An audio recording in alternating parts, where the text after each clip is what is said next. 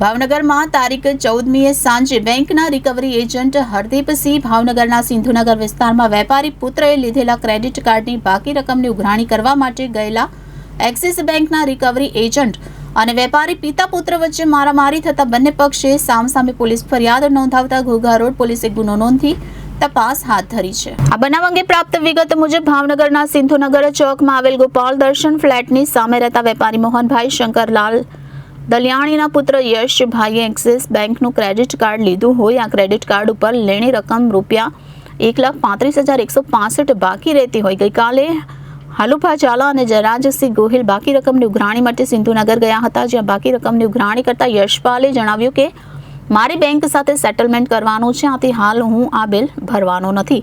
તે બાબતને લઈને બોલાચાલી અને ઝઘડો થતા સામસામે મારામારી થઈ હતી।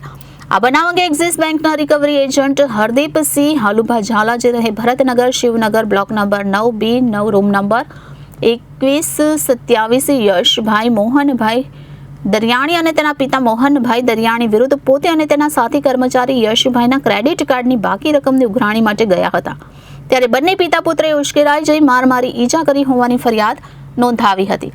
જ્યારે સામા પક્ષે મોહનભાઈ શંકરલાલ દરિયાણીએ એક્સિસ બેંકના રિકવરી એજન્ટ હરદીપસિંહ હાલુભા ઝાલા જયરાજસિંહ ગોહિલ સહિત 4 વ્યક્તિ વિરુદ્ધ પોતાના દીકરા યશના ક્રેડિટ કાર્ડની બાકી રકમની ઉઘરાણીએ આવી તેના દીકરાને ગાળો આપી લાફા મારી દુકાનમાં તોડફોડ કરી નુકસાન કરી તેના દીકરાને જાનથી મારી નાખવાની ધમકી આપી હોવાની ફરિયાદ નોંધાવતા ઘોઘા રોડ પોલીસે સામસામે ફરિયાદ નોંધી વધુ તપાસ હાથ ધરી છે।